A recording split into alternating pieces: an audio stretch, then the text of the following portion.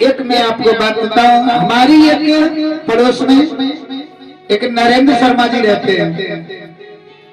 अभी मेरी कुछ दिन पहले भेंट बात हुई थी उनसे, तो उनकी जो पंडितानी जी है आशा शर्मा जी, तो वो भगवान की बहुत सेवा करती है, आज भी भगवान की बहुत सेवा करती हैं और उनका पूरा समय सेवा में निकल गया। ठाकुर जी आज बहुत सेवा करती हैं। उनका एक ही बेटा है और अभी भी ब्याह भी हुआ कुछ दिन पहले, बहू भी आई है, तो इतनी सीधी बहू आई है, इतनी सीधी बहू है, लेकिन बहू से प्रेम पंडितानी बहुत प्रेम करती है, बहुत स्नेह करती है। लेकिन वो कहती है कि बहू तू काम सारे कर या मत कर, लेकिन ठाकुर जी की सेवा तो मैं ही करूंगी। और ठाकुर जी की बहुत सेवा करती है, आज भी सेवा करती है। अभी जनवरी की बात है, मकर संक्रांति का समय था, तो उन्होंने कहा बहू मेरी इच्छा होती है कि मकर संक्रांति पर गंगा सागर जाऊं और जाकर के कपिल देव भगवान के दर्शन करना चाहती हूँ। कहते सारे तीर्थ बार बार और गंगा सागर एक बार, लेकिन बहू मुझे बहुत समय लगेगा और सर्दी का समय है, लेकिन ठाकुर जी को भी इच्छा नहीं हो रही ठाकुर जी को छोड़ूं, ठाकुर जी की सेवा कौन करेगा। बहू मैंने कभी तुझसे कुछ बात नहीं कही कि तू ये कर या वो कर, तू कर या मत कर, लेकिन एक काम कर दे कि 10 दिन के लिए मेरे ठाकुर जी की सेवा कर दे। बोले ठीक है माँ जी। अब जब पंडितानी चले तो तैयार हुई गंगा सागर के लिए, तो अपनी बहू को सेवा बता दी कि मेरे ठाकुर जी को स्नान कराया करना, वस्त्र पहनाया करना, उनका मुकुट बांध दिया करना, उनको चंदन लगा दिया करना, काला टीका लगा दिया करना, और उसके बाद उनको एक दर्पण दिखा दिया करना, और मुस्कुरा जाए तो ये सोच लेना कि तेरी सेवा पूर्ण हो गई। अब तो जब दूसरा दिन हुआ, पंडितानी और पंडित जी दोनों चले गए गंगा सागर दर्शन करने के लिए। उस दिन की सेवा तो पंडितानी कर गई। अब दूसरा दिन हुआ, पंडितानी जी बहू ने कहा कि सासू माँ ने कह दिया कि ठाकुर जी की सेवा बहुत करना। सुबह सुबह बहू उठी, बहू ने क्या किया, उठने के बाद गोपाल जी को जगाया। गोपाल जी जगाने के बाद में जल लेकर के आई, चरणामृत लेकर के आई, वस्त्र लेकर के आई, और गोपाल जी को स्नान कराने लगी। जब ही स्नान कराने लगी गोपाल जी को, तो गोपाल जी को ठंडे पानी से स्नान करा दिया जनवरी के महीना में। उसके बाद भी पैर धो दिए, पंचामृत स्नान करा दियो, उसके बाद में गंगा जल से स्नान करा दियो, वस्त्र पहना दिए, उनकी पगड़ी बांधी, और उसके बाद उनको काला टीका भी लगा दिया, और फिर उसमें दर्पण दिखाने लगी, शीशा दिखाने लगी। जब आईना दिखाया तो गोपाल जी मुस्कुराए या नहीं मुस्कुराए, तो गोपाल जी जैसे थे वैसे ही। बहू ने सोचा क्या हुआ, अच्छा मुझसे कुछ गलती हो गई, मेरी पहली बार ठाकुर जी को स्नान कराया है, इसलिए मुझे कोई न कोई गलती हो गई, इसीलिए ठाकुर जी मुस्कुराए नहीं, चलो मैं दोबारा स्नान कराती हूँ। फिर उसने गोपाल जी के सारे वस्त्रों को उतार दिया, और जब गोपाल जी के वस्त्र को उतार दिया, उतार करके फिर गोपाल जी के पग प्रक्षालन करायो, गोपाल जी को पंचामृत स्नान करायो, फिर गंगा जल से स्नान करायो, फिर उसके बाद में वस्त्र पहना दिए, भगवान का मुकुट बांध दियो, और काला सा टीका लगा दियो, और उसके बाद फिर आईना दिखाया तो गोपाल जी वैसे की वैसे मुस्कुराए नहीं गोपाल जी। अब सोचने लगी, अब तो बहू बोली कि अभी गोपाल जी मुस्कुराए, अभी कोई न कोई मेरी सेवा में गलती जरूर रह गई है, इसलिए ठाकुर जी मुस्कुराए नहीं। फिर तीसरी बार उसने फिर गोपाल जी सारे कपड़ों को उतार दिया, गोपाली कपड़े को उतारा, फिर उसके बाद भगवान का पग प्रक्षालन किया, फिर पंचामृत स्नान करायो, फिर गंगा जल से स्नान करायो, फिर ठाकुर जी को कपड़ा पहना दिए और ठाकुर जी कपड़ा पहना के मुकुट पहना दियो, काला टीका लगा दियो, फिर दर्पण आईना दिखाया तो गोपाल जी बिल्कुल जैसे के तैसे।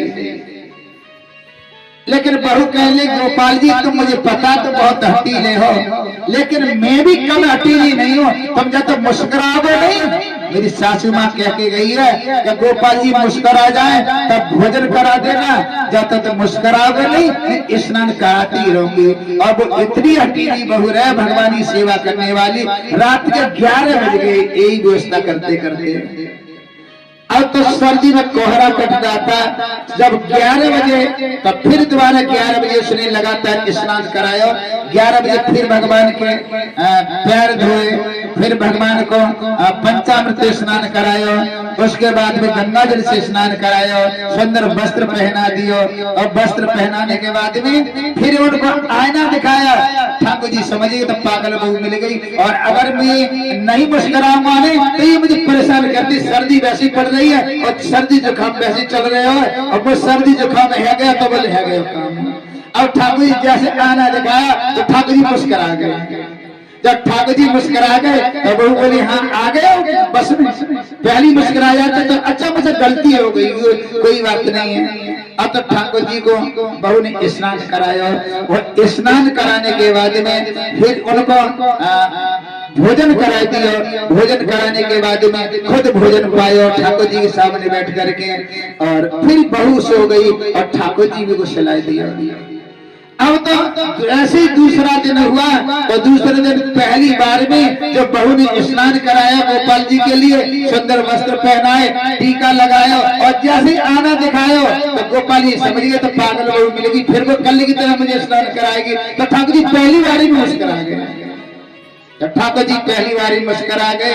अब तो बहू की और ठाकुर जी की इतनी लगन लग गई, अब ठाकुर जी बहू के बिना न रहे, बहू ठाकुर जी के बिना न रहे।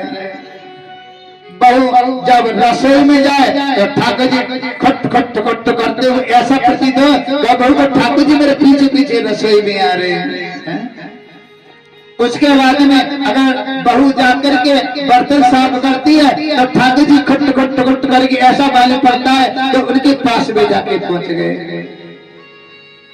अब ठाकुर जी से बहू बातें करती है, कभी कभी बातें करती है। अब तो ठाकुर जी के बिना बहू नहीं रहती, बहू के बिना ठाकुर जी नहीं रहते, और 10 दिन पता भी नहीं चला कि वो 10 दिन कैसे निकल गए। अब ठाकुर जी की लगन बहू में लग गई और बहू की लगन ठाकुर जी में लग गई। 10 दिन बाद पंडितानी लौट के आए, और लौट करके जैसे ही आए तैसे दरवाजे पड़ोस मिल गए। पड़ोस ने कहा तुझे पता है कुछ, तू तो चलेगी गंगा सागर स्नान करने के लिए, तेरी बहू रात रात भर किसी से बातें करती है। अब पंडितानी घर में आए, और पंडितानी घर में आके कहा बहू बता जो मेरे ठाकुर जी की सेवा कैसे की। तो बहू ने कहा कि माँ जी खुद ही पूछ लो ठाकुर जी को जाकर के। बोले ठाकुर जी को पूछना लो, सच सच बता तू रात्रि में किससे बातें करती थी, सच सच बता किससे बातें करती थी। तो सासू माँ से कहने लगी बहू माँ कि सारा जमाना बदनाम करे, माँ सारा जमाना बदनाम करे, मेरा कन्हैया मुझसे प्यार करे। सारा जमाना बदनाम करे, मेरा कन्हैया मुझसे प्यार करे। सारा जमाना बदनाम करे, मेरा कन्हैया मुझसे प्यार करे। सारा जमाना बदनाम करे, मेरा कन्हैया मुझसे प्यार करे।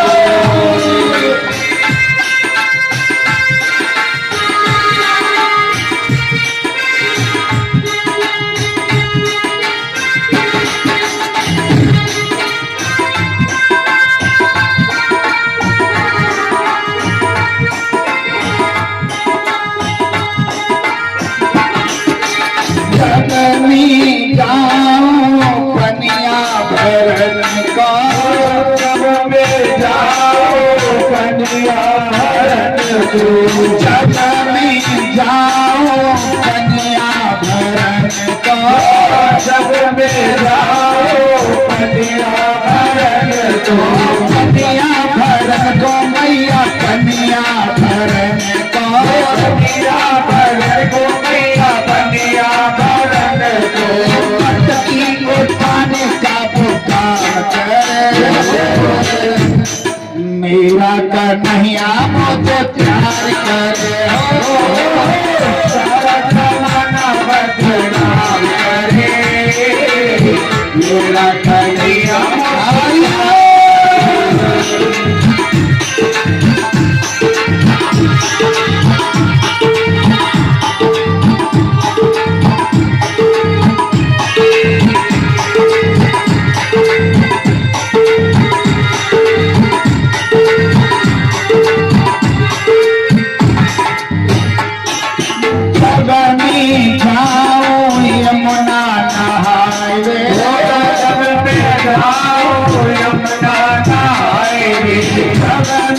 जाओ यमुना नहाए, जग में जाओ यमुना नहाए, यमुना नहाए मैया यमुना नहाए, यमुना नहाए मैया यमुना नहाए, यमुना पे बैठो इंतजार करे, मेरा कन्हैया मुझे प्यार करे,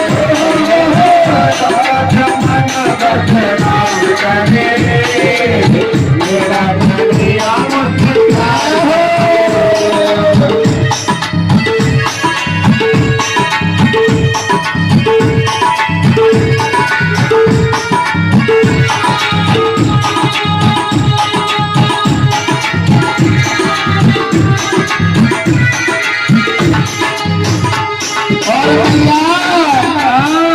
जब मैं जाऊं तधवे चक को, जब मैं जाऊं तधवे चक को, जब मैं जाऊं तधवे चक को, जब मैं जाऊं तधवे चक को, तधवे चक को मैया तधवे चक को, तधवे चक को मैया तधवे चक को, मार्ग में खड़ा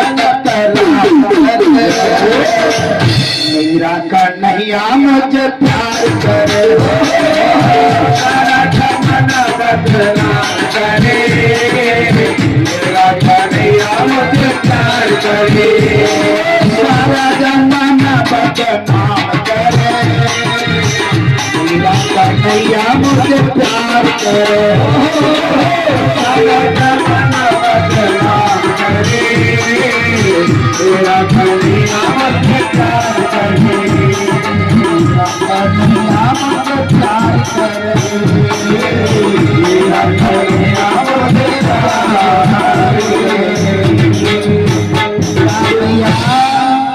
ये तो तभी पूछ लो अपने ठाकुर जी को। सासू माँ ने कहा बहू रानी ये बता तूने मेरे ठाकुर की सेवा की या नहीं की, और कैसे मेरे ठाकुर की सेवा की? मेरा ठाकुर नाराज तो नहीं हो गया?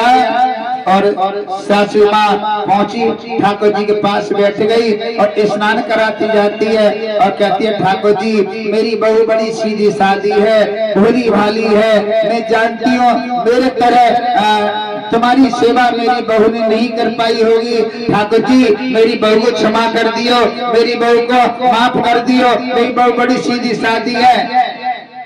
जब सासू माँ ने पूरा श्रृंगार कर दिया और ठाकुर जी को जैसे ही आना दिखाया मेरे ठाकुर के लिए, आज मेरे ठाकुर मुस्कुराए नहीं।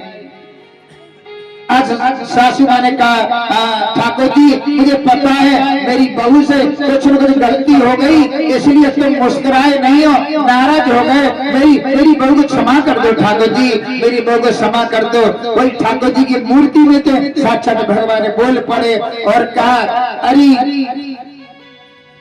मैया तेरी बहू से कोई कमी नहीं हुई, तेरी बहू तो इतनी सीधी सादी है, इतनी भोली भाली है, इसने सुबह से लेकर 11 बजे तक स्नान कराती रही और कैसे स्नान करायो, ऐसे स्नान करायो, आज तक तूने ऐसा कभी मुझे स्नान करायो नहीं। लेकिन भैया आज तुझसे मैं एक बात कहना चाहूँ, तू बहुत अपने हाथों से मुझे लगाई है, लेकिन स्नान तो तेरी बहू के हाथ से करूंगा, तेरी बहू के हाथ पर ही स्नान करूंगा। और मेरे ठाकुर बोल पड़े, बताया है कि भगवान की सेवा करने का भाव अलग अलग है। भगवान कहते हैं भाव का भूखा हूँ, भाव तक सार है, भाव से अगर मुझे पुकारे तो भव से बेड़ा पार है। भगवान को हम लाकर के घर में तब मिट्टी की प्रतिमा समझेंगे, पत्थर की प्रतिमा समझेंगे या पीतल की प्रतिमा समझेंगे भगवान को, तो पीतल जैसा ही भगवान हमारे साथ में भी व्यवहार करेंगे। और इनको भगवान समझ करके हम घर में लेकर के आएंगे, संबंध बना करके भगवान से ऐसा व्यवहार करेंगे तो भगवान भी हमारे साथ ऐसा ही व्यवहार करेंगे। बोली गोविंद भगवान की।